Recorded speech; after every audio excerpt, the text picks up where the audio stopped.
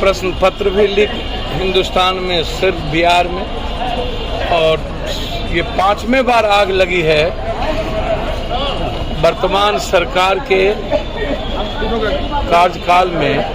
पप्पू यादव का सरकार से बड़ा सवाल, हिंदुस्तान की सभी बड़ी घटनाएं बिहार में ही क्यों होती है। पटना के विश्वेश्वरी भवन में आग लगी नहीं लगाई गई है। उक्त आरोप पूर्व सांसद पप्पू यादव ने सरकार पर निशाना साधते हुए लगाया है। दरअसल पप्पू यादव एक पुराने आचार संहिता उल्लंघन मामले में आज मधेपुरा कोर्ट में पहुंचे थे, जहां कोर्ट ने उन्हें इस मामले में संपूर्ण रूप से रिहाई दे दी है। इसी दौरान मीडिया से मुखातिब होते हुए पूर्व सांसद ने कहा कि विश्वेश्वरीय भवन में आग लगी नहीं लगाई गई है। इस घटना की पूरी जांच हो। विश्वेश्वरीय भवन में जल नल योजना PWD की फाइल थी। जितनी पदाधिकारी, नेता, ठेकेदार और माफिया इसमें सम्मिलित हैं, उन सभी की संपत्ति की जांच हो। पटना जैसे शहर में 3 दिनों तक आग नहीं बुझा। इसके कारण स्वयं मुख्यमंत्री नीतीश कुमार को घटनास्थल पर पहुंचना पड़ा। गृह रक्षक वाहिनी की DG शोभा आहतकार के द्वारा गंभीर आरोप लगाया गया है कि प्रशासनिक सहयोग नहीं मिला, इसलिए DG शोभा आहतकार के द्वारा लगाए गए गंभीर आरोप की जांच हो। पप्पू यादव ने कहा कि हिंदुस्तान में जितने भी बड़ी घटनाएं होती है वह बिहार में क्यों होती है। BPSC जैसे बड़े परीक्षा का प्रश्न पत्र भी लीक बिहार में ही हुआ। विश्वेश्वरीय भवन में जो आग लगी है, इसमें कौन कौन लोग शामिल हैं, इसकी जांच होनी चाहिए। जांच में सत्ता पक्ष और विपक्ष चुप क्यों? RK महाजन स्वास्थ्य विभाग में भी थे, हायर एजुकेशन में भी थे, टीचर्स घोटाले में भी थे, रेलवे में भी थे। किस किस नेताओं के साथ उनकी संलिप्तता है?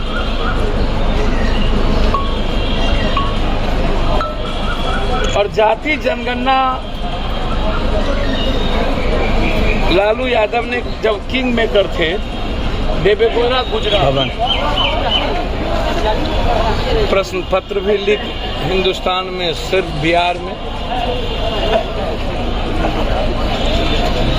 और ये 5वें बार आग लगी है वर्तमान सरकार के कार्यकाल में। और मैं जितना समझता हूँ ये आग लगी नहीं, आग लगाई गई। इसकी पूरी इंक्वायरी हो।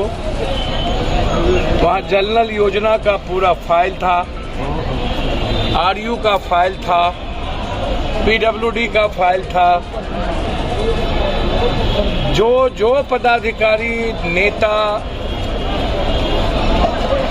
और ठेकेदार माफिया इसमें इन्वॉल्व थे, उनकी पूरी जांच, अरबों की संपत्ति।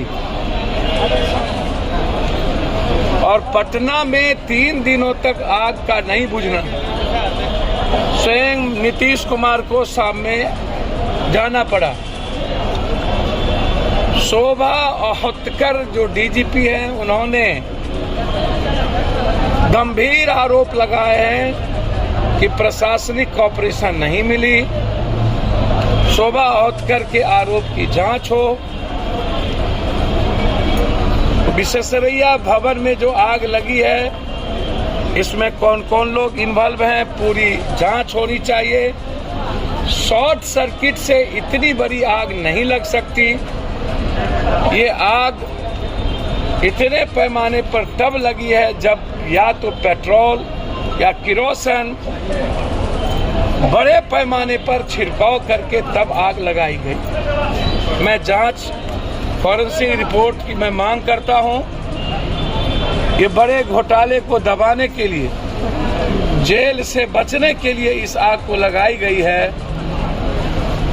सरकार और विपक्ष दोनों इस मामले में चुप है, मौन है। जैसे मैं बार बार कहता हूं, RK महाजन, BPSC का एग्जाम, कौन है एजुकेशन विभाग में डिप्टी सेक्रेटरी, जिनका चरित्र पहले भी दुनिया में उजागर हो गया था एक वीडियो के साथ। लव अफेयर्स में